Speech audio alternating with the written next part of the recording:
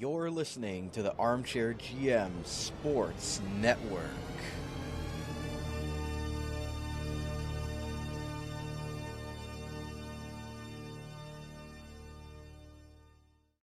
Just a kid from the neighborhood. We're all kids from a neighborhood. Take me back to 96. I fall asleep with the radio on. Follow me like a firefly. At midnight in mid-July. Mixing blood and sweat and tears of joy. That's what I call the rally cry. Relentless. Like a dog on a bone. How's it going, ladies and gentlemen? Welcome to another installment of the Dog Pound podcast right here on the Armchair GM Sports Network, your October 1st, 2019 edition, your source for North American sports coverage by sports fans, for sports fans, delivered to you right here from the Niagara region. You can follow the podcast on Twitter at ArmchairGMPod, like us on Facebook at facebook.com/ArmchairGMsNetwork, listen to us live on Spreaker or on demand at Spreaker.com/TheArmchairGMs, all one word, and as well as on Spotify, Apple Music, or Apple something, as Kyle will tell you in a minute. Podcast. Apple Podcast, thank you very much. And on YouTube by searching the Armchair GMs Network. And we're on a few other platforms as well, so wherever it's easiest and most convenient for you to listen to us on all those different platforms. And as always, I am your host, or one of your hosts of the Dog Pound Podcast, Cappy. You can follow me on Twitter at Capoots13 with a Canadian Z. And I'm always joined on this show by my co-host and co-founder of the Armchair GMs Network, Kyle. You can follow me on Twitter at JustKyle51. Kyle, what are the other platforms they can follow us on? Oh, so many, man. I can't even begin to start where we're available on Spotify, like you said, Apple Podcasts, Google Podcasts. We are available on Castbox. We're available everywhere you're getting your pretty much almost everywhere you're getting your podcast, where you can find us. Perfect. Yeah. So there's no excuses. No excuses at all. No Zero. excuses. So, Kyle, week 2 has passed for the Ice Dogs season. Mm-hmm. Only one home game and 2 away games. So, again, if you didn't tune into the first week, we're well into our media pass season for us. So, we've been able to watch a few games so far in the press box and many more this season. So, We're 500 now. The last 3 games we went 1-1-1. Yep. So, I think we're sitting at 2-1-1 in the season right now. I mean, it was a great first week, coming out with 2 wins, and even the game against Oshawa, even able to get a point on that. But, anyways, Kyle, so week 2 we had the home game against Oshawa, and that was the game, obviously, that we were at. We don't get to go to the away games, unfortunately. We don't have those credentials. No. We don't have those types of credentials yet. Not yet. I'm trying to listen along as best I can on the radio when I'm working for the away games, but as far as we can give you as much analysis as we can for the home games, because we're actually there for those. So, Kyle, go ahead and tell us what you thought of the home game versus Oshawa on September 26th. What did you think of that game? So that was actually game 3. So I forgot there was an away game between that one. So we're actually 2-1-1-1-1. Forgot that the OHL counts overtime loss and shootout losses at two different categories. So we're at a 3-way tie now for first place in the Central Division with Sudbury and the Barrie Colts. But this one was against Oshawa going into it, and I really wasn't expecting. I really didn't know what to expect to begin with, because if we remember from last year, Oshawa was actually the team that beat us out, and they had a pretty new looking team this year. So it was going to be interesting to see what happened here. It wasn't as busy as an atmosphere as it was for the week prior, obviously with the home openers. 4,043 in attendance this week. Definitely not a sellout. No, but 4,000, still a pretty good crowd. But it was the return of Akil Thomas. Captain Akil Thomas is back. Yes. He's back from training camp. It was his Ice Dog season debut. If I could just make a quick note about Oshawa, they have 3 players that have been drafted to the NHL. They have Giovanni Velati. Wow, surprised he's not an Italian soccer player with a name like that. He is drafted by the Winnipeg Jets. They have Sarah Noel, who was scratched because he was still coming back from Florida Panthers training camp. He was a late cut by them, so he's going to be back for them. And then lastly, Alan McShane is a draft pick of the Montreal Canadiens. So they have 3 NHL players currently, or 3 NHL drafted players on their roster. So I thought I'd give a quick shout out to those Oshawa players. So into the warm-ups, I was wondering about Zbarlia is how you pronounce it, the correct way. The Ice Dogs goalie. He was back he had a little bit of an injury. He was back. He took part in warm-ups, so he was going to start the game. Notable scratches for the Dogs for Game 3 was AJ Cook, who is a new defenseman, and Ethan Sims, who both took part in the home opener. And Lando Cato is in today's game, scratched from the week prior as well. One thing I want to note from Oshawa is they had a player named Daniil Antropov, and we did confirm it is the son of Leafs legend Nick Antropov. Yeah, he looks like a good young player. He's basically almost got the same size as his dad. If it's not, he's going to grow to that, and he's wearing his dad's Winnipeg Jets number 90. One thing I want to point out, even that they added to the pregame, Rob Mahood was going over announcing the crowd participation moments throughout the game. They called it the battle plan. Basically, told you how to announce the goals and what to do when the other team scores. I thought it was pretty cool. A cool new addition to the game day feature. So I love that. We got into the first period. So Sparley and net. I guess he must be okay to go. Before we even start, a really, really young season ticket holder won free gas for a year. And I'm like, is this kid even old enough to drive? Yeah, Like, that's a pretty nice gift for mom and dad, I guess. Yeah, this guy needs to take their car to even put gas in it. I was looking, man, he looks young. The Keel Thomas, not in the starting line. I took note of that. He was on line 2, which I found pretty interesting. I thought they would try to slot him into that first line. Well, I guess maybe they're just trying to ease him back in since he's even been it out gone a little bit. Yeah. Sparria actually looked pretty solid early. This is the best sponsor. So if a game ends in a tie, everyone receives free shrimp crackers from Spicy Tie. They made note of that, and I'm like, this has to be the best sponsor of the year. Game ends in a tie, you get free shrimp crackers from Spicy Tie. That's hilarious. Tie TIE and Tie THI. Yeah. Jeez. That is something else, man. That I'm pretty sure everybody laughed at that when we saw that on the Jumbotron. But that's good for them. That's a good advertisement, I'm not going to lie. Right? I love it. I love it. That actually comes into play later on here. So delayed tripping call, and I guess the same player goes and cross-checks Akil Thomas by the net and gets a double penalty right off the bat. So a 4-minute power play for the Dogs. Power play goal on that ensuing power play by Oliver Castleman with Tomasino and Roberts picking up the assists. So Castleman, man, just continuing, man. He looks dominant out of the gate this year. Yeah, I mean, him and Tomasino continue to just rack up the points here. Right.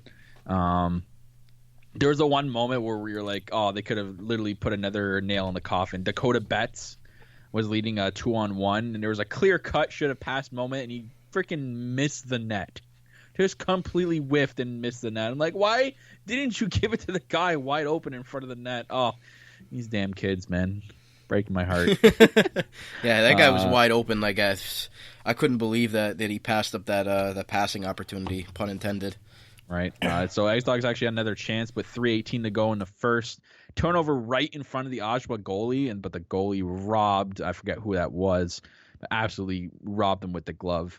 So that was it for the first, but there's a funny moment here. In between periods, they had a walk a mile in her shoes shootout. So a bunch of men from different Ice Dog sponsors were in women's heels and taking shots from center ice to go into the empty net. It took 9 shots out of the 4 or 5 people there. It took 9 shots before the one went in finally. It must have been really tough to do it in those shoes. They even gave them a second round because nobody scored on, and it took them till the last guy in the second round for them to score. They scored 1 goal on, 12 shots or 10 shots? I think it was like the 4th guy. I don't know. Each time he shot, he completely went into the corner. I'm like, where are you aiming? And then he like kicked somebody out of the way to like take their spot. Like, oh yeah, because their spot definitely made a huge difference. Yeah. But anyways, get into the game. Back in the game here. Second period. Good pressure by the Dogs. Start the period. I got a player note here. Jake Uberti He looks really fast to me. I kept an eye on him. Very good speed for the Dogs. So I think he had a really cool, nifty kind of plays up into the second period. I think he's a guy to keep an eye on throughout the season. So Jake Uberti. 9:55 left in the second. Oshawa finally got one. A big floater type shot from the point. Found his way through like three people and in a 1-1 game. I didn't write down who got the goal, though. Not sure if you did. In the second period, yeah, for Oshawa, yeah, it was a goal by Brett Newman, assisted by Antropov, your boy there, Daniil Antropov, and Jacob Winterton.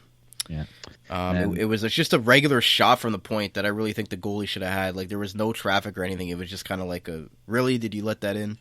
And the crowd really kind of fell asleep here, and then the guy woken up a little bit when the TV timeout. They played Sweet Caroline, kind of looked like it woke up the crowd. Dogs took a bad tripping penalty. Isaac Enright took a really bad one. But this is where a big turnaround happened. Things go from bad here with a PK to worse. I don't think I've ever seen anything like this. I don't know what happened. I don't know if something happened behind the play where one of the Oshawa players maybe kind of hooked Sparlia, the goalie, or whatever. He takes a big whack at the back of the head. Of all places, the back of the head. I don't know why he didn't just choose the ankle or the back of the leg, but the back of the head of the Oshawa player, like, that's a no-no spot. And it was scary because the player was, like, fumbling and limping to the bench. Like, I'm talking instant concussion here. Like, that was scary, but I don't know why Sparley even did that. There's no reason. I know there's 17, 18-year-olds and get hot-headed, but there's no place in the game for something like that.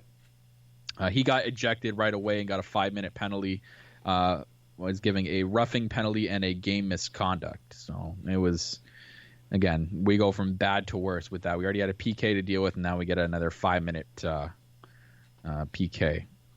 Yeah, I mean, they showed the replay of it, and somebody was sitting beside me in the press box, had it open, that was rewatching it. It was just a very undisciplined play, unfortunately, by the goalie, and I mean, it puts Tucker Tynan in another tough spot there. They have to come in. Second home game in the row, gets forced into the game. Yeah, and I mean, this last one was for injury, so you can't really blame him for that. But this one, like, it was just a mental mistake and something you can't do. You get a 5-minute major after your team's already on the penalty kill, and you get 5 minutes for roughing, and you get ejected, bringing in a cold goalie in a tight game. It was just, it was an unfortunate situation, something that could easily been avoided. And, of course, Oshawa capitalizes with a power play goal here, and it's none other than Leafs legend's son, Daniil Antropov. But we're not out of the woods yet here. They still had a power play after that, so they only killed the one part of the power play. And on the rest of that PK, Tynan, I think, stood on his head, made a lot of big saves, especially at the end of that PK. He definitely came in as a cold goalie and helping throughout that entire PK. Only letting one goal, which really wasn't his fault, so I thought he stood tall with that PK. Yeah, no, for sure. To only give up one goal on a 5-minute power play, especially when it was they even had a short 5-on-3 during that time. Like, it was an impressive performance. Like you said, coming in cold like that, that's not easy for a goalie to do. The goal was scored by Antropov, assisted by Tullio and Newman again for his second point of the night. We've got another third period. This is a big period for the Ice Dogs, down 2-1. Time to, buckle down and get back in the game here. It started out with a huge save by Tynan at the beginning of the period. Really, really big save. Then throughout the rest of the period, we had a lot of back and forth pressure. It looked like both teams were just, kicking in that extra gear. Sopa gets a cross-checking penalty, which really wasn't needed, and it was weird because at the same time, after he did the cross-check, he got high stick. And the crowd didn't like it, and a lot of the Ice Dogs bench didn't like it. I guess the rest completely missed the high stick somehow and only called Sopa for the cross-check. So tough PK for the Dogs. And it kind of paid off because a rush up the ice on the PK, Akil Thomas with the unreal feed to Mason Howard for a cross-crease goal to tie the game on a PK. Yeah, short-handed. Yeah. So give and go crazy by Mason Howard and so that Thomas. was a really, really nice goal. Yep. And Oliver Castleman gets another assist. So he got the third assist, of course. Yep. Then there was some sort of delay by the ref. I don't know what the heck they were actually looking at, but then they confirmed that it was a goal, and I was like, okay, All right, yeah, we knew it was a goal. I don't know what. There was no clear-cut offside. I don't know what they were actually looking at. Later on, Oshawa actually takes a really bad penalty. It's a tripping, so the Dogs go on the power play with the tie game. During this time, me and Brandon could not really pay attention to this power play because something was going on in the crowd while this was happening. Some goon was getting, I don't know what was happening. People were like shoving each other. There was screaming and security got involved. So they're throwing out some goon. I'm like, really, on a Thursday night we get some drunk goon being thrown out by security in an Ice Dogs OHL game? Yeah, there's a bunch of these kids around, and yeah, it was not a good look. But I couldn't even tell you what happened on that power play because all I could see were these two guys just going at it with the security, trying to separate them and interview them after on each side, and it just looked like a disaster. Good thing nothing happened on the power play, but eventually with 7:32 left, a little bit of bad luck for the Dogs.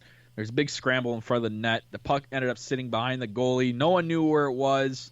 And then the Oshawa player tucked it in, and Oshawa is now up 3-2 with 7 minutes to go in the third period.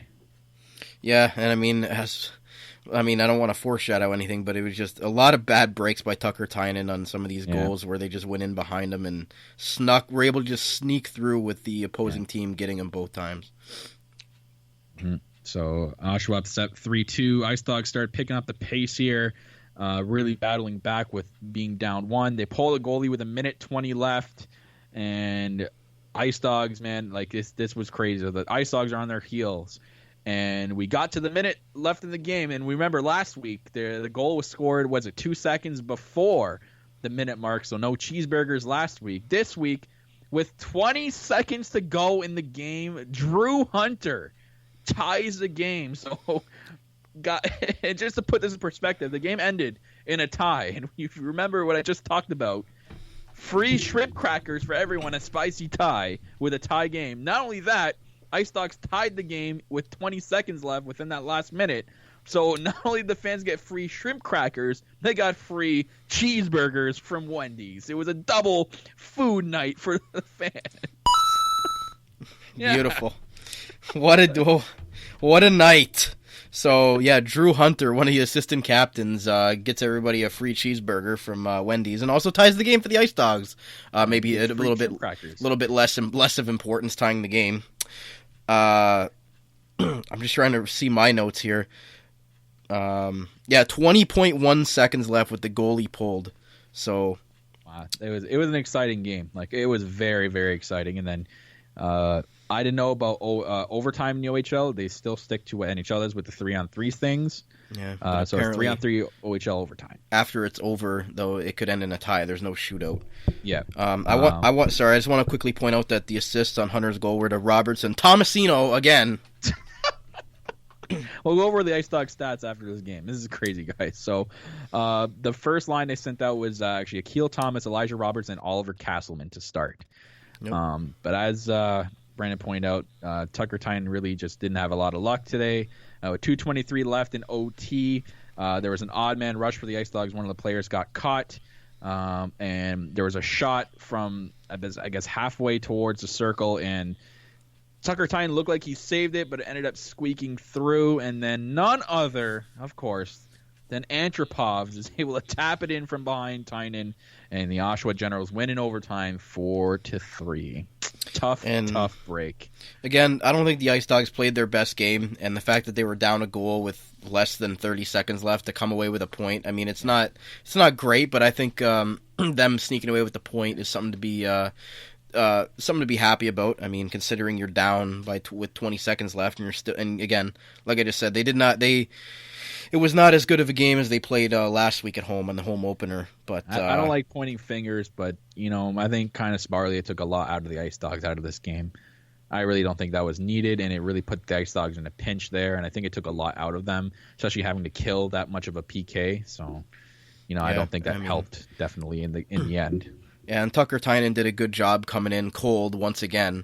I think he definitely deserved a better outcome. But again, when you come in cold like that halfway through a game for the second week in a row, it's pretty tough. But he did all he could, and two of them just were able to just squeak by him. That, of course, on both occasions, an Oshawa player was there to just scoop it into the net in the crease. So tough break for that. But I mean, again, I'm happy with them coming away with the point. I was interested to see, like you said, the 3-on-3 line. So we had the Castleman, Roberts, and Thomas line to start, and then the second line came out of Hunter, Tomasino, and Sopa. So three forwards out on that line. Yeah, that's what cost them, right? They were on the ice for the overtime goal. Yep. So I have to rethink that strategy. But Tucker Tynan making a case for starting goalie. He's 2-1 on the season, and Sabarlia doesn't have any record at all because he's been pulled twice. Yeah, he's left Tynan out with those records. I think Tynan's making a case to be starting goalie, man. He looks pretty solid, and we have to remember though he's 17, so he's still young, so he's still got a ways to go. But looking at the Ice Dogs stats, and this is after the 2 road games they had over the weekend.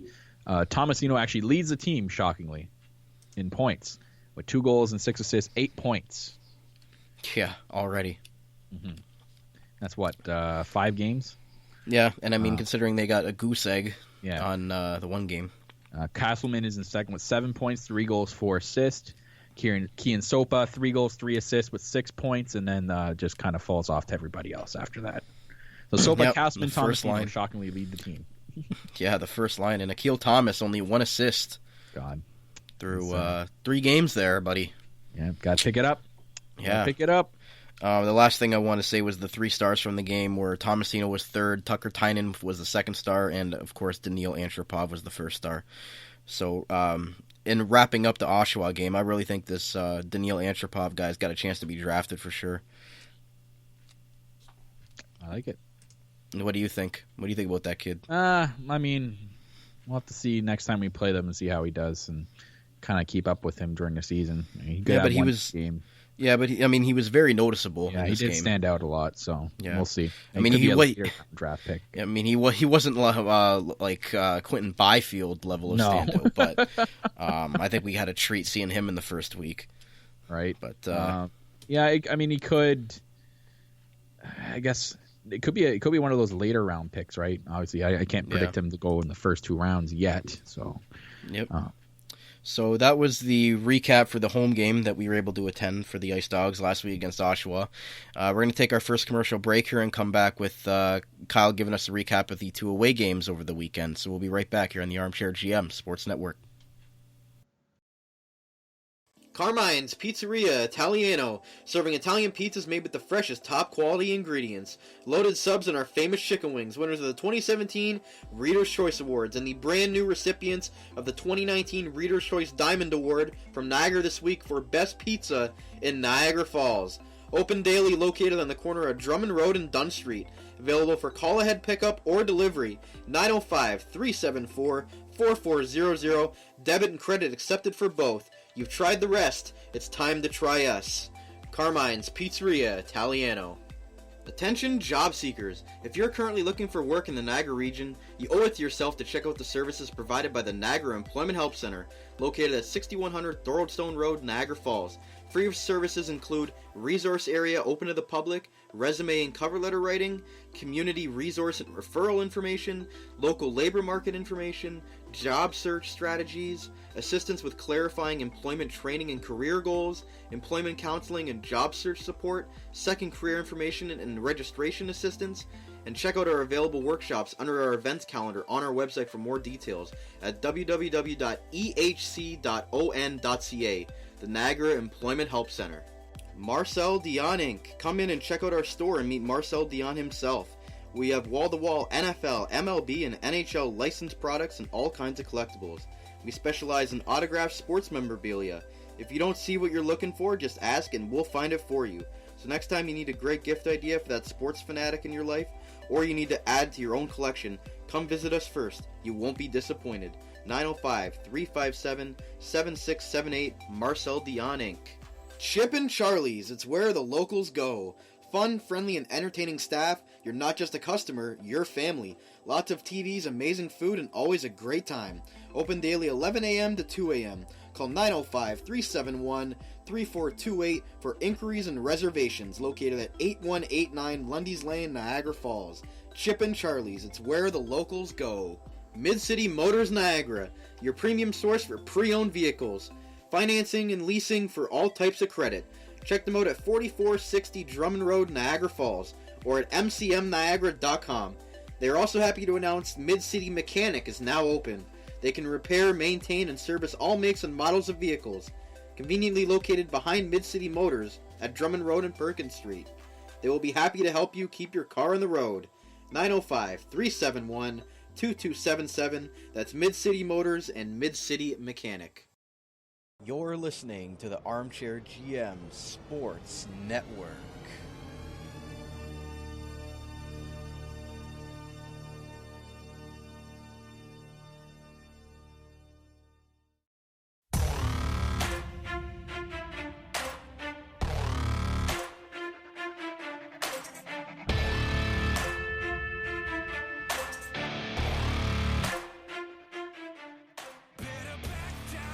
Hello, ladies and gentlemen. Welcome back to the Dog Pound podcast, right here on the Armchair GM Sports Network, your Niagara Ice Dogs weekly review.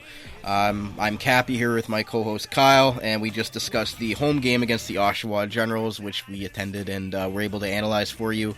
And now Kyle's going to go over quickly the away games that the Ice Dogs played over this weekend. Didn't turn out too well for the Ice Dogs, but anyway, Kyle, take it away. No, like I said before,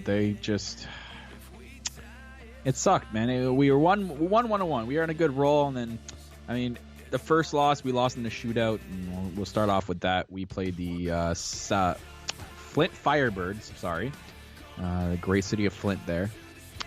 It's a little bit of an annual Michigan trip down to Flint. Both these games. Yeah. I guess they have 8 meetings that they play each other. The Ice Dogs have only lost once since the Flint's become an OHL expansion. The Flint actually opened up the scoring with 2 quick goals in the first. Ice Dogs' first power play shot from Tomasino was stopped by the Flint Firebirds goaltender, but the rebound came out directly to Kieran Sopa.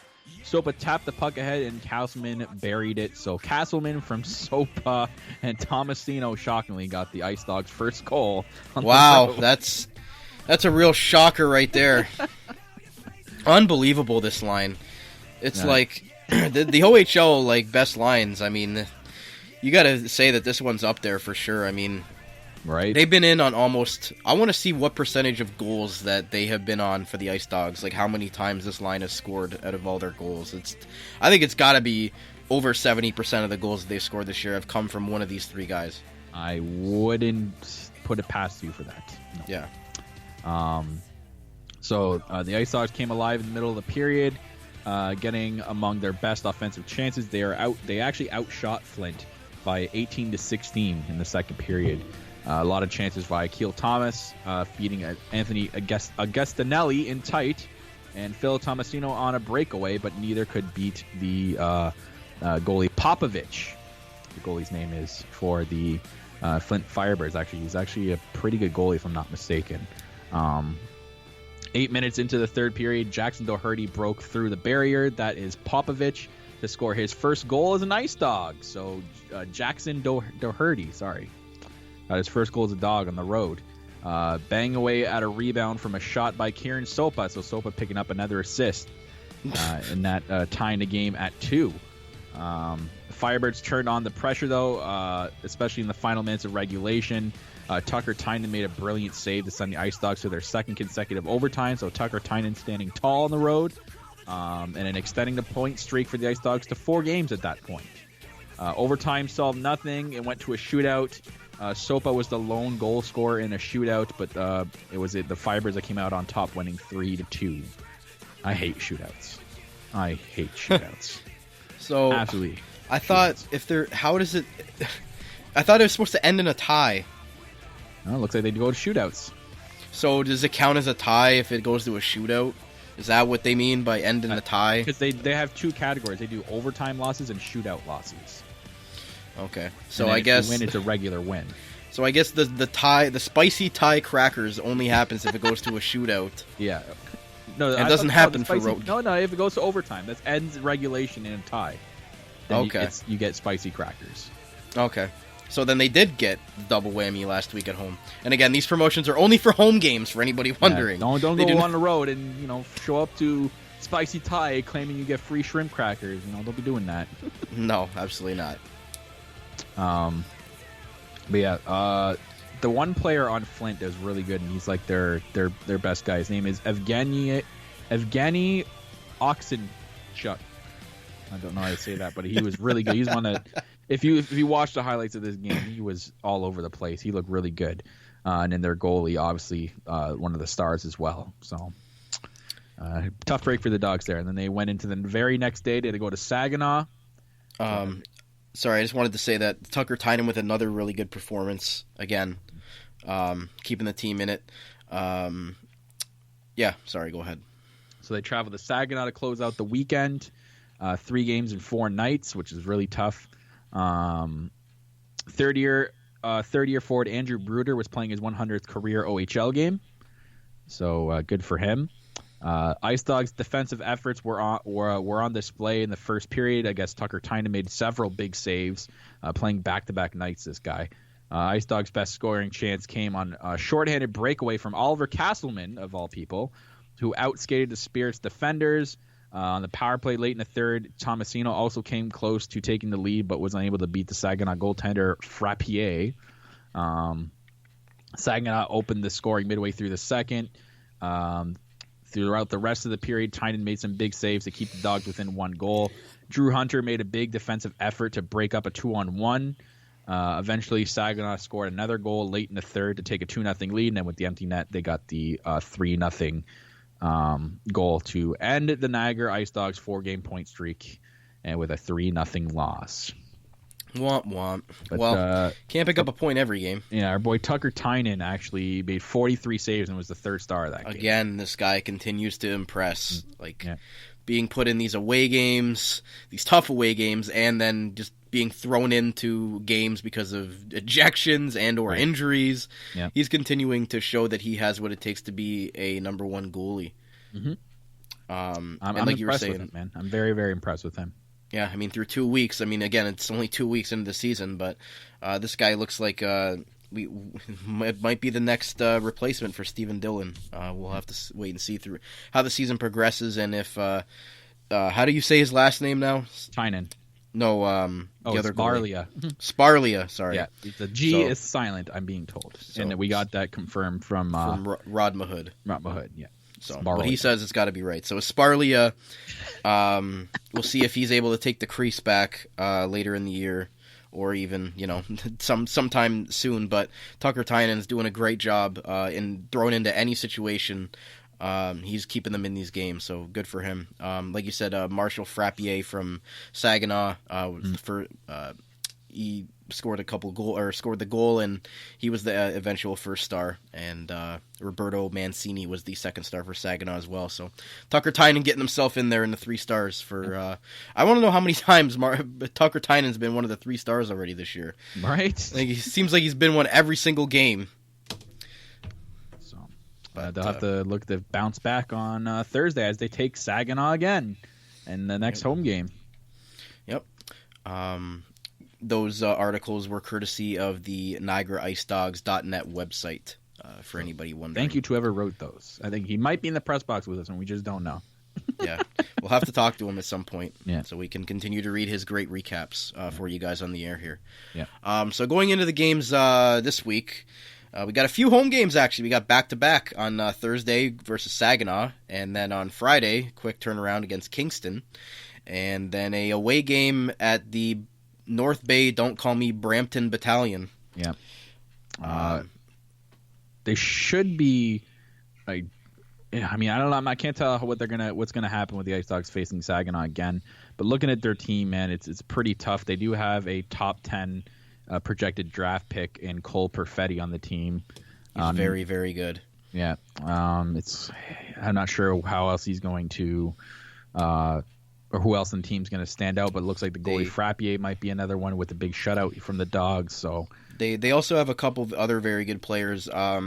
Nicholas Perko, I believe, is a good player for them, and Blade Jenkins, who's a draft pick of the New York Islanders. They have a recently couple sent Islander back. draft picks on this team. They have also Cole Koski, who was a 7th-round draft pick from the Islanders, and a defenseman, Bode Wild, is a 2nd-round pick last year from the New York Islanders. Wow, the Islanders and Uncle Lou there must send some scouts to Saginaw. Yeah. but I know Blade Jenkins is a very good player, and the Islanders are high on him as well. So, like you said, I think this is going to be a good team again in Saginaw. I'm pretty sure they made. I think actually I know they made a deep playoff run last year. I think they lost in their conference final last year. So they had a lot of years of rebuilding Saginaw. So they're finally turned themselves into a good team, and this might be their last year to maybe go all in with this group here, since most of them seem like they're overagers, and this might be the one last go around for them before they have to kind of start restocking the shelves for Saginaw. Right. Looking at Kingston's page, none of their forwards drafted into the NHL, which is crazy. So that could be a good thing, could be a bad thing. You never know. No names kind of stand out to me right now. Looking at their defense, no names are standing out on top either, unless there's someone a Billy Constantinu on defense. Yes, former Ice Dog. Our round 2 draft pick from a couple years ago. So there's a name from the past. And they don't have any NHL draft picks on their team. Like no current drafted players. Yeah. I'm pretty sure they went for it a few years ago. The Ice Dogs played them in the playoffs, I believe, in consecutive years. So I think they've kind of had to again restock the shelves. Yeah. They do have 2 former Ice Dogs, so they have Constantino and Ian Martin on the team. Former Niagara Ice Dogs. Yeah. But Kingston's yet to win a game yet this year. They're 0-2-1. So they've got a 1 point. They've only scored 4 goals, and they've had 11 goals scored against them so far. As for Saginaw, they're 2-2-1 on the year. So again, they beat the Ice Dogs 3-0 on Sunday. But they've got 2 wins, 2 losses, and 1 overtime loss. They've scored 21 goals and have 18 goals against so far. This is kind of cool though. So we go back and play Kingston in Kingston on October 11th.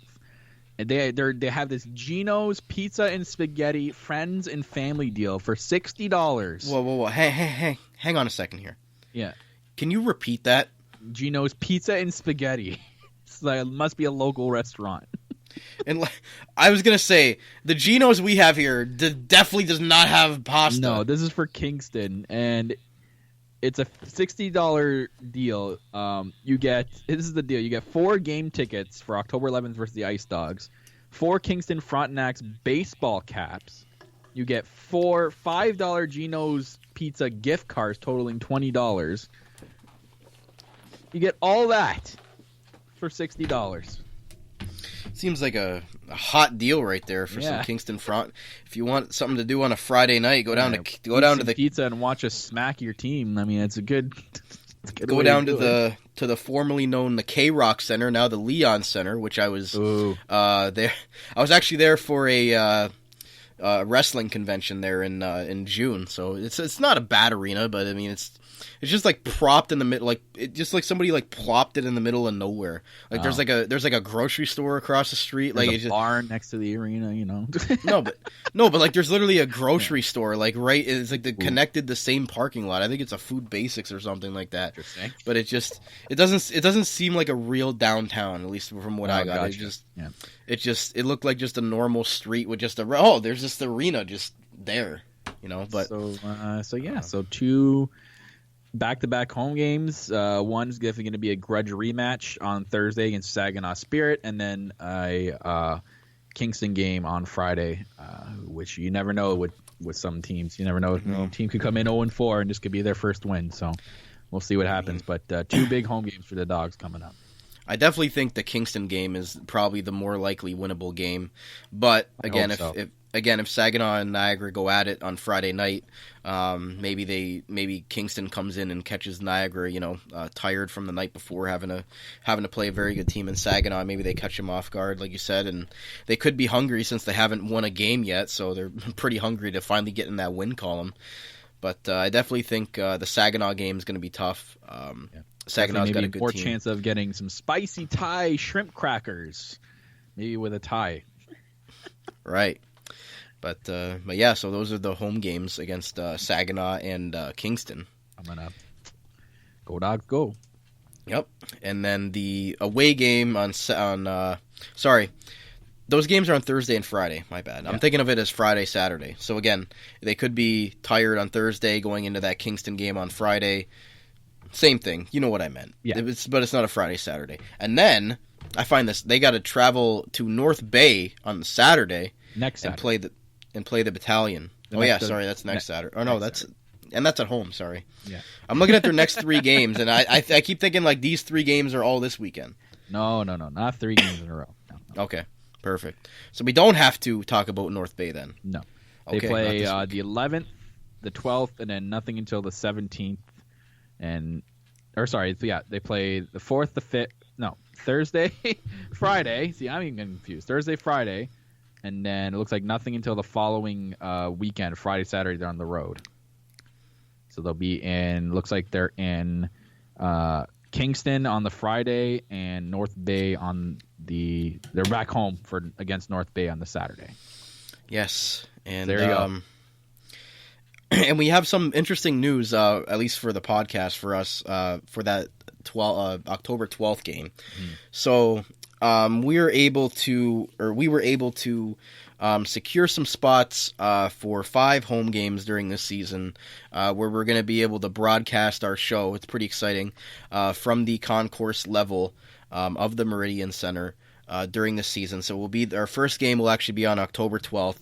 I know Kyle will not be present for that as he has prior commitments, but I will be there. We'll have a table set up in the concourse area. I'll be doing the show live from the Meridian Center, and then just kind of interacting with the fans and the people who are walking around. It's just a good networking opportunity for us to get to know some Ice Dog fans, of them to get to know us a little bit about what we do and what we're going to give them throughout the season, and just kind of network, shake hands, and maybe hand out some candy to some kids. Some kids.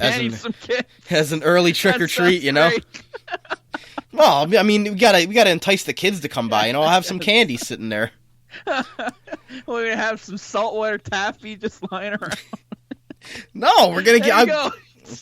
I mean, you're acting like, Halloween candy hasn't been on the shelves at every store for the last month here. I know, it's just the way it was said. It's like I'm gonna be out there handing out candy for the kids. Yeah, I mean, it's for the kids, I mean, you gotta bring because why would the kids want to come around? You gotta give them some love. You gotta give them some candy. Since their parents probably aren't going to buy them, the $20 candy at the concession stand. Rolls. Yeah, I mean, exactly. That's what I got sitting here. So I got the bag ready to go for the kids at the Ice Dog game. Hope it goes well. But again, like, it's better than selling or getting them to buy $20 candy at the concession stand. Actually, I'll probably get in trouble for that. But anyways, we will buy the $20 concession candy, please. Ice Dogs. Anyways, I'm trying to be serious here for a second. So we're going to be broadcasting our shows 5 times during the year from the Meridian Center live for the fans that walk in the doors, and we're able to do it as well on other dates when the fans aren't in the doors if we so choose to. But we can think about that in the future. But I will be there on the 12th in the concourse, greeting everybody and showing everybody what we do and offer here at the Armchair GM Sports Network. And hopefully Kyle can join me for the other 4 dates during the season. But pretty exciting thing. Another exciting thing that we're bringing you from the network as we continue to try to increase our coverage for you guys. So excited. I mean, I'm pretty excited about it. I'm pumped too, yeah. Yeah. So the dates throughout the year, we've got it on October 12th, November 2nd, December 31st, January 18th, and February 20th. So those are the 5 dates that we will be getting it for. So, Kyle, what do you say? What do you say we take our last commercial break and then come back with the "Where Are They Now" segment and our Ice Dog alumni and gearing up for their NHL season? All right, let's do it. All right, so we'll be right back after our last commercial break here on the Armchair GM Sports Network. The Blue Line Line Diner is Niagara's leading breakfast restaurant. Great food, great service, and where else can you see one of the NHL's greatest players having coffee and conversation with patrons? Of course, Marcel Dion Inc. is located directly next door, and Marcel is always in and out of the restaurant talking to the kids and the fans that walk through the doors. Open Tuesday through Friday, 8 a.m. to 2 p.m., and Saturday and Sunday, 8 a.m. to 1:30 p.m.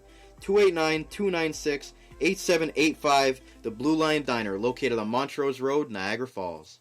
Simply Fit Health Club, real 24-hour access, 7 days a week. Located at 6595 Drummond Road, Niagara Falls. A clean, modern facility with top-of-the-line equipment, a friendly and non-judgmental environment, free Wi-Fi, ample parking, and more. Come in and tour their facility anytime during their office hours. 8 a.m. to 8 p.m. Monday through Friday, Saturday 9 a.m. to 6 p.m., and Sunday 10 a.m. to 4 p.m. Don't hesitate to stop in. No appointment necessary. They take pride in helping their members reach their health and fitness goals at their convenience and for the best possible price. For only $9.99 bi-weekly, members will get access to the state-of-the-art facility any day, anytime. What are you waiting for? At Simply Fit, there are no excuses, only results. Come see for yourself. 289-296-9535 or info at simplyfithealthclub.com. Simply Fit Health Club. Mick and Angelo's, Niagara Falls' premier sports kitchen and bar. We're all about food, friends, and fun. Catch the game with us and grab a delicious bite to eat while enjoying a cold beer.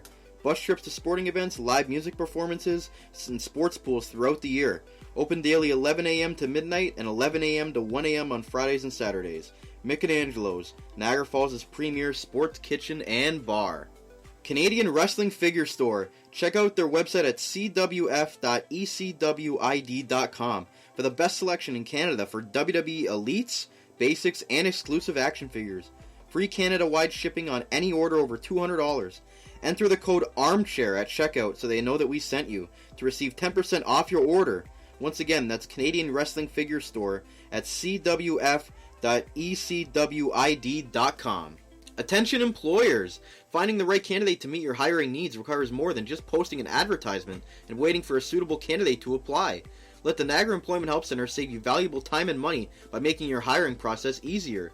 Free job postings, fill job vacancies quickly and efficiently, access to a bank of potential employees, reduce employment costs, all candidates will be pre-screened, job trials and placement incentives, and financial assistance may be applicable to offset the cost of training. Again, that's Niagara Employment Help Center, located at 6100 Thoroldstone Road, Niagara Falls. www.ehc.on.ca. You're listening to the Armchair GM Sports Network.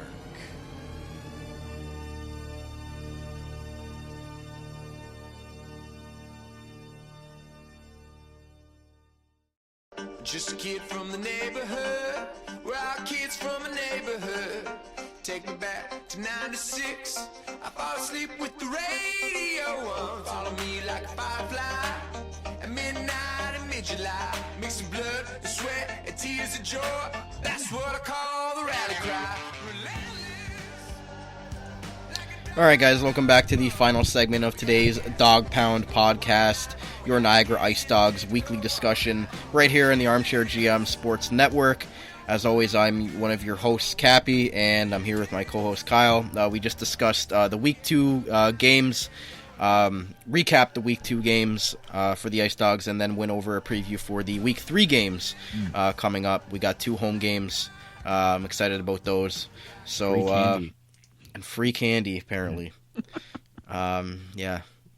I'll be doing Halloween come early, October 12th at the Meridian Center.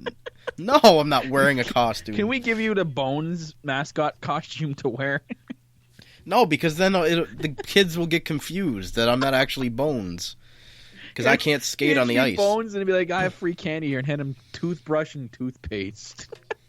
Yeah, that'll really get the kids to come to the booth, for sure. But yes,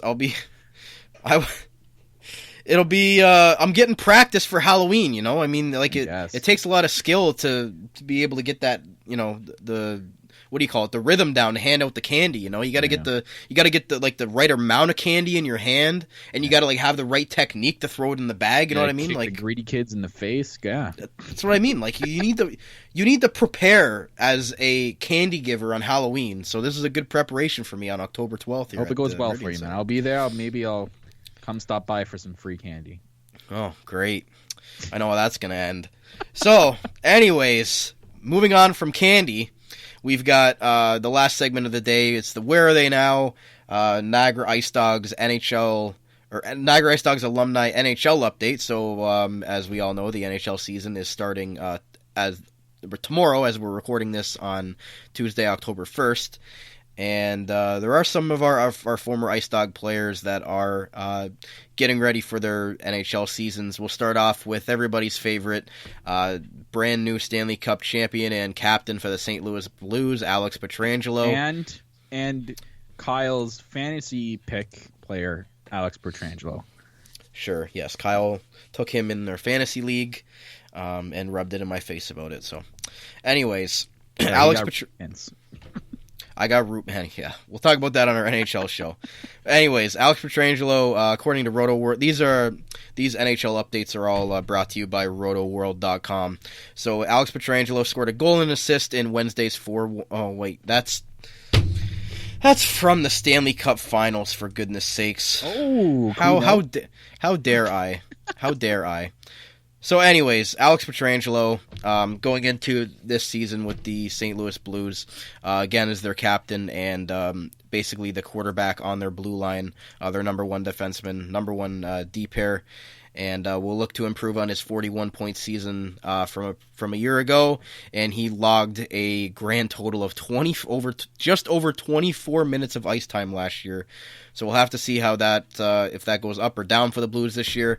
I know they just acquired some depth by acquiring Justin Falk from the Carolina Hurricanes, so maybe it'll alleviate a little bit of pressure from Pietrangelo or not, or maybe he'll just end up logging that many more minutes again. But seems like it's going to be another good season for Alex Pietrangelo, obviously, as the... fancy-wise, I hope so. Yeah, I mean, he's kind of like the crown jewel Ice Dog alumni at this point and making us all proud with what he's doing in the NHL. So... Again, maybe a back-to-back Cup year for the captain there. I'm not sure. It's tough to tell with this team because they came from last to first. So I don't know if projecting or hoping for them to do the same thing is a really good idea. Yeah, it's tough. We'll talk about that in our NHL preview later in the week. I want to give a quick shout out to M&O Sports Cards on Drummond Road near McLeod Road, Niagara Falls, for all your sports cards and gaming card needs. We'll move on to a very controversial former Ice Dog player, and I know Kyle has a little article to read about this player. We have Joshua Ho-Sang of the New York Islanders. It was rumored that he might make the Islanders roster, but unfortunately today he was assigned to the Islanders AHL affiliate, the Bridgeport Sound Tigers. He had cleared waivers, which was shocking. There were a lot of good players that were placed on waivers, a lot of guys that have potential that weren't claimed. So he did not make the Islanders' final 23-man roster, was sent down to Bridgeport. And he only registered 1 goal, 1 assist in 10 games with the Islanders last year, but did get 43 points in 56 games with Bridgeport last year. So, Kyle, what this interesting article you found on Ho-Sang earlier about continuing some of his antics? Yeah, okay. Just give me a sec here, because I actually had it on my phone. Now it's gone. Oh, okay. Just give me a moment here while I find it, because I know people on Facebook that wrote about it. I'll quickly go over this. Ho-Sang feels that he understood how to fit into Islanders coach Barry Trotz's system now. A quote was, "I feel like I understand how to generate offense more this year than I did last year. I just came back, and it seems a lot easier. It's like, whoa, I actually get it now." And again, he'll turn 24 years old in January. So it's isn't a sink or swim season for him. It is only becoming increasingly critical that he proves he belongs in the NHL. The offensive potential is there. The only question is if he can back it up with a well-rounded game. Mm-hmm. And like you said, take it away with what you found here with this article. I'm still looking for it. Well, you're still looking for it. I had it up, and it. I hate when cell phones have something and then you click something else and they just, for some reason, it's just like, nah, we're not going to keep it up. But it was basically along the lines of, oh man, it was. This is bugging me.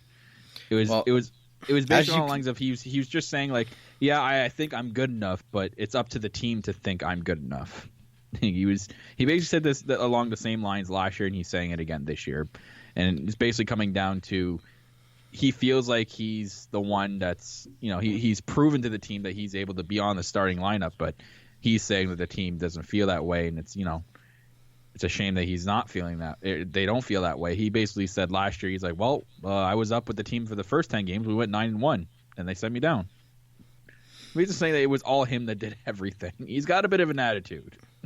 Yeah. And I mean, it stinks that he's had to sit in the AHL, but I mean, these are probably the reasons why in his growth and maturity that he's going to have to get by this in order to crack an NHL roster, is that right. He's going to have to realize that, sometimes you have to make the best of, things that you consider demotions or setbacks and just take them with stride and continue to get better and try to make your way up to the NHL.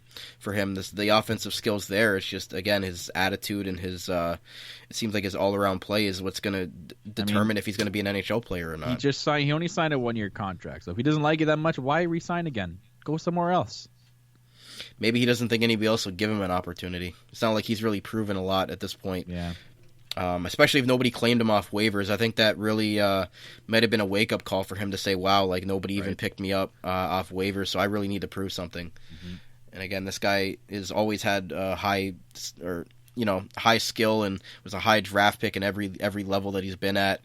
And again, he's just got to be able to show that. Mm-hmm. I want to give another shout out to the Ridge Film House, a licensed theater in the heart of beautiful Ridgeway, a truly unique movie-going experience. The next player we have is Dougie Hamilton, who's going into another season with the Carolina Hurricanes. Not much news on him. He had 39 points last year and logged 19 minutes and 40 seconds average of ice time. So Carolina's going to have a kind of a new decor this year. I mean, you had Jake Gardner. They're interesting, man. They have it's the way it's interesting is because you don't know who's slotted who.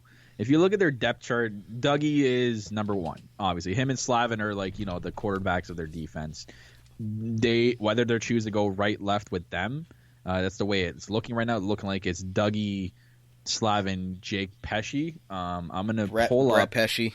Yeah. Oh, and even I'm gonna pull up the website called Daily Faceoffs, which they usually update what the latest starting lineups are. I'm going to see where our pal Dougie Hamilton is slated for Carolina from the last game and from the last practice. They have Dougie at just like I said, Slavin and Dougie in line one. And then your former Leaf player there, Jake Gardner, is going to slot in there as well. Yeah, it looks like he's actually now slotted with Fleury on the third D pairing. Wow. Yeah. And again, like I mentioned earlier, they lost Justin Falk, who went to another Ice Dog, Alex Petrangelo's team in St. Louis. So there might be opportunity for Hamilton to log more on the power play.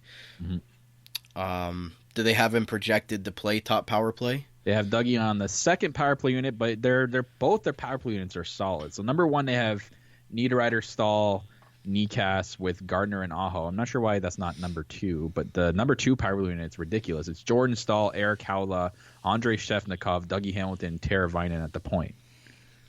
Yeah, so that seems like two pretty solid power play units there. So Dougie, it's always weird about Dougie Hamilton because the guy he's such a good player and so much potential, and he's been traded 3 times already.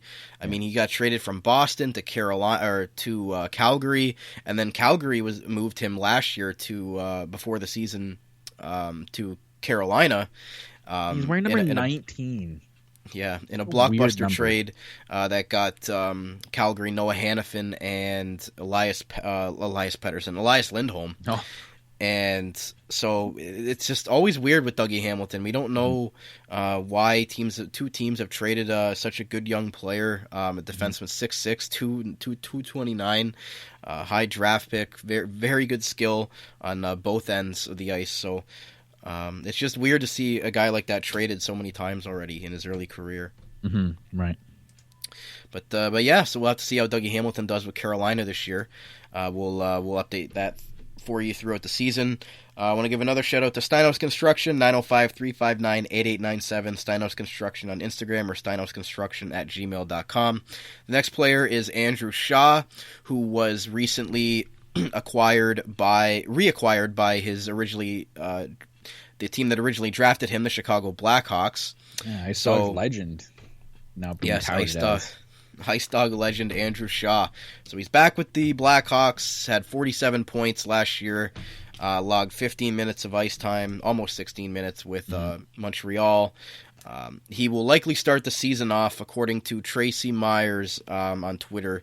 This is through rotoworld.com again.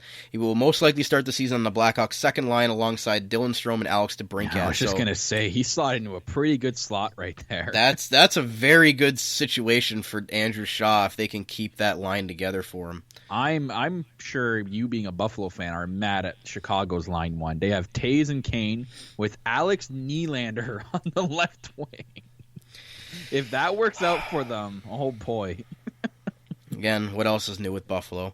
But we're not talking about them anyways today. I don't feel like talking about them today. Yeah. So Andrew Shaw, I mean, if he's able to stay with Strome and DeBrincat, that's a very, very good second line for Chicago. Right. You have basically the bruiser, the grinder, and Andrew Shaw, and you have the two skilled guys in DeBrincat and Strome, the goal scorer and the playmaker. No, sorry, go ahead. I was going to say there's an interesting note from Chicago. I'm looking at their starting roster. One former Ice Dog is not in the starting roster that was at the end of last season. And that is Brandon Perlini. Yes. He's not in the starting. I wonder, I didn't keep up with that. I wonder if he got sent down. Yeah, I totally forgot about Perlini. When I was going over these, it's a good thing you said that, because Perlini just went way over my head. They didn't even have him on the alumni page for whatever reason. I'll have to look into him real quick. Yeah, he's not on the Ice Hogs roster. I wonder if he's a healthy scratch. It's okay. I got his stuff pulled up here. So here we go. If it would ever load for me here. Okay, so he signed a 1-year deal with the Blackhawks on September 6th. This is the latest news that I got out of him. He signed for $874,000. And again, when he and Strome got traded to Chicago last year in the Nick Schmaltz trade from Arizona, I thought they had it was a good fresh start for Perlini and Strome, and they both played very well. I actually just pull up an article from today that Slater Cuckoo, Brandon Perlini make the team. So he's on there, but he's just not slotted into daily face-offs yet. Not yet. They probably maybe he didn't play in the last game, so they didn't didn't have him in there. So there's two former Ice Dogs on the Chicago Blackhawks. Yep. And again, he was still unsigned up until September 4th. So again, maybe that was maybe it's because of that reason. Maybe he got late going to training camp. I'm not sure. But yeah, Brendan Perlini's another guy that I got to keep an eye on, because I totally forgot that he has to be talked about as well. So shout outs to Perlini, another former Ice Dog, 12th overall pick of the Arizona Coyotes in 2014. The next Ice Dog player we'll discuss, and I want to give a quick shout out to Dixon Accounting and Tax Services, 905-374-1503 or dixonaccounting.com, is Ryan Strome. And this guy has had a pretty interesting career and journey so far in his NHL career. Started off with the New York Islanders, drafted 5th overall by them, then got moved to Edmonton in a trade for Jordan Eberle, and then kind of lost his way there and ended up on the New York Rangers. And if you can go ahead and take a look at the Rangers lines, see where Ryan Strome is projected. He had 35 points last year and averaged 15 minutes of total ice time per game last year. So what is it looking like for him on the Rangers this year?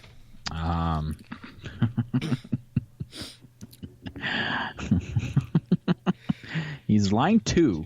So that's interesting because over Elias Anderson or Brett Howden, they must have a lot of faith in Ryan Strome.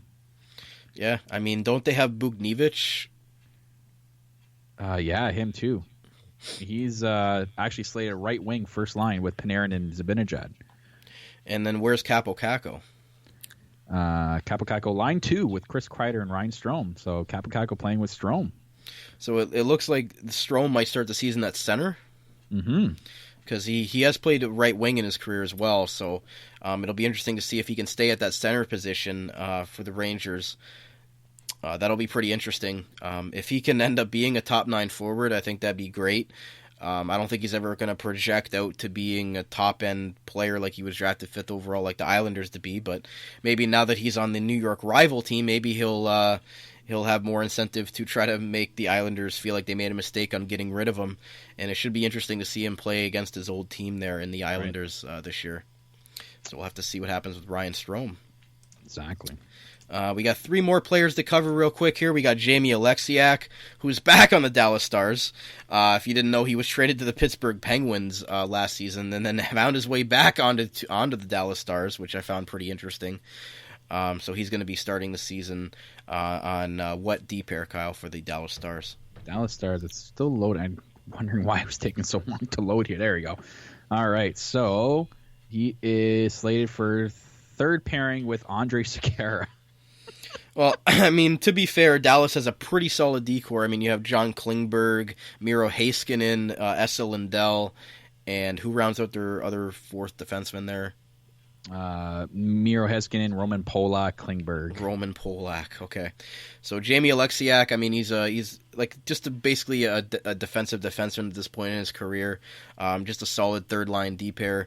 He was the 14th overall pick by Dallas back in 2011, and like I said, he was traded and then came back to Dallas. So again, he's a big boy. Like he's 6'7", 255, so huge. He can throw his weight around. And again, he's still only 26 years old, so he's still got plenty more years to go in the NHL here if he just sticks to his game there. I know he had a small knee issue at the end of last year in May, but I don't think it's going to affect him going into this year with all the time off. But Jamie Alexiak, he's had a pretty solid NHL career, I would say. I mean, he's no franchise he's more type player. Of the guy you need for bringing grit and a heavy presence to your defensive core. Yeah, I mean, he's a guy you want to have in the playoffs, like just on the bottom pair, the big physical defenseman. Mm-hmm. But, him back on Dallas this year, we'll have to see how that goes. But he's kind of more their reliable defenseman with their offensive D taking more chances. I want to give my last shout-out here to Beniamino Meats, a premium line of meats from Niagara Sausage, 40 Ridge Road, Welland, custom curing available, #YouBringTheBread. 2 players left. We've got Brett Ritchie, who I had no idea ended up on the Boston Bruins. Up until today, I still thought he was a member of the Dallas Stars, so I apologize. Brett Ritchie last year only had 6 points and averaged 9 minutes of ice time, so I found something pretty interesting here on Brett Ritchie. He has a chance of starting the season alongside David Krejci on the Bruins' second line. So apparently during training camp, he was playing alongside Charlie Coyle and David Krejci. He'll probably fit in the bottom 6 group, but there's a chance he could move up and down the lineup. So he's another good two-way player. Has some skill, but has a lot of grit. He'll fit in with the Boston Bruins, Kyle. I'm sure you'll love playing against a guy like that against the Leafs. He was a second-round pick in 2011 by the Dallas Stars, former Niagara Ice Dog, obviously, or else we wouldn't be talking about him. And then I just read the most recent article that apparently Brett Ritchie's chances of starting the season alongside David Krejci are fading. This has more to do with the fact that Krejci has been hurt and hasn't had the chance to play with Ritchie to develop any sort of chemistry. It's nothing that Ritchie's done himself. The Bruins know what they have with the combination of Coleman, Krejci, and DeBrusk, and it's likely that's how the team's second line will look opening night. It's likely that he could start the year at Boston's 13th forward, but could also play up and down the lineup, according to the Boston Globe. And again, this was from rotoworld.com. So again, Brett Ritchie seems like he's going to be maybe an important depth player for the Bruins that can move up and down. He's on the right team if he wants to play that style of play. That's all I'm going to say. For sure. I mean, that's utility guys are good that in that scenario. Like he can, if there's an injury, he can move it to the second line and try to produce something there and not be too much of a liability. And then if he's a third or fourth line player on your team, I don't think that's a bad thing. So Brett Ritchie's again trying to find his niche and his way to stay in the NHL as a former Niagara Ice Dog. So again, he's only 26 as well. So we'll have to see how long he's able to stay in the show, as they call it, for. Yeah. But maybe he's found a home with the Big Bad Bruins to fit his play style, his two-way gritty play style. I hope so. Good. I mean, it sucks because I'm a Leaf fan, so me listening to this is like, the devil's music, but good for him. Yes. And the last player, former Ice Dog player we'll talk about today is none other than Vince Dunn of the St. Louis Blues. Hey, Dunny boy, Stanley Cup champion, Vince Dunn. Yes, and we have some interesting news on Vince Dunn. He's a good fantasy sleeper this year, by the way. If you play fantasy hockey, he's projected to be a pretty good sleeper. He finished with 35 points last year, plus 14, and averaged 17 minutes of ice time. Obviously, Stanley Cup champion. And it seemed like he's really improved his two-way game compared to when he was in Niagara. And he really was only an offensive defenseman and cost us many, many goals, especially in the playoffs. Right? Yeah, he's definitely proven me and a lot of people wrong that thought there's no way this guy's going to be able to show up defensively in the NHL, but he's been able to do that well, maybe in a good system with a good mentor and mentors like Alex Pietrangelo, who's a very solid two-way defenseman in the NHL, another former Ice Dog, obviously. So 2 Ice Dogs on the Blues blue line there. Gotta love that. So the younger of the two, Vince Dunn, was drafted in 2015 in the second round by the Blues. He's 6 foot, 203 pounds at this point in his career. He's only 22 years old, so he's still got a very high ceiling. Vince Dunn revealed that he needed maybe 4-5 surgeries after he took a puck in the face in Game 3 of the Western Conference Final. Dunn suffered a broken jaw and needed some dental work. He missed 6 games before returning to Game 4 of the Stanley Cup Finals. He said, it was just kind of a waiting game, waiting for things to heal, to be able to do things, he said. It was just a matter of time before everything was fixed, and finally it's done now. It's been a lot better in the past couple of months. All the surgeries and dental work is done now. Dunn has been paired with Alex Pietrangelo so far in camp. But he played with Colton Parayko on Wednesday night's preseason action against Washington. This was posted by the St. Louis Post-Dispatch on September 19th. So that'd be pretty awesome to see 2 former Ice Dogs paired with each other, in Pietrangelo and Dunn. I'd love to see that. Right. So seems like some dental work was needed for Vince Dunn. Dental work. But at least it's only that kind of an injury, and it's not like some sort of nagging or chronic injury that might affect his play. I mean, he might just have to wear a shield for a bit or something like that, or a college bucket, but it shouldn't be too bad. It's not like it's an actual leg injury or something that can actually affect his play. So I'm looking for big things for Vince Dunn this year. Kyle, what do you think? I hope so, and I think I agree with what you said. The sleeper pick in this case for Vince Dunn. I mean, basically, my bottom line is, if he's a sleeper pick, then man, I didn't draft him. I drafted Pietrangelo, so hopefully his buddy can produce for me. Yeah, I think Vince Dunn got taken in the last round of our fantasy draft, but yeah, so we'll be updating you on all those players throughout the year whenever we do these segments on the show. We'll update you how how their points are going, how their ice time is going, and if their team's winning or not. So we'll keep you updated on the NHL Ice Dogs, I guess you can call them. NHL Ice Dogs. Good old NHL Ice Dogs. So Kyle, if there's nothing else you want to talk about, I'll wrap this show up for this week. Go Dogs go, and hopefully they can bounce back from a tough weekend. Yep, I mean we'll be at the games on Thursday and Friday. At least I will on Thursday. I know you're going to be driving back from a long vacation.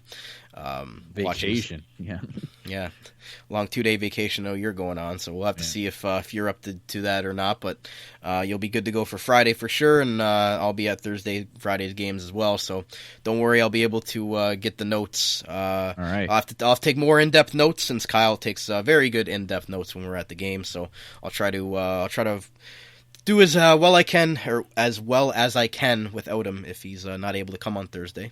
But we'll cross that bridge when we get there. But anyways, the Armchair GMs will be there on Thursday and Friday for you folks. And we will be getting some audio clips from post-game scrums eventually. We're just working our way up to that point. So stay tuned for that. We'll try to edit those into the shows as well, which we're pretty excited about as another added feature for you guys. But anyway, so that's most likely going to wrap it up for today's episode of the Dog Pound podcast, not the Dog House, which I did not botch today. I said the Dog Pound every single time. Thank you. So the Dog Pound podcast, right here on the Armchair GM Sports Network. This was your October 1st, 2019 edition. Yes, it's October. That means it is Halloween candy handout time. Yeah. And that means that I can hand out candy to kids at the Ice Dog games, not have to wait for October 31st. Anyways, your source for North American sports coverage by sports fans for sports fans, delivered to you right here in the Niagara region. As always, I'm one of your hosts of the Dog Pound Podcast, Cappy. You can follow me on Twitter at Capoots13 with a Canadian Z. And as always, you can follow my co-host Kyle at JustKyle51. And all the links on how you can follow us will be in the description below of this video on whichever platform you're listening to us right now. There are some platforms I don't even know about. And a big thank you to all the great sponsors out there who help put us on and support the network to keep the show on the air. And finally, you great viewers out there for tuning in and listening along with us for this episode. And again, this has been the Dog Pound Podcast on the Armchair GM Sports Network by sports fans for sports fans. We'll see you next time, and go Dogs, go!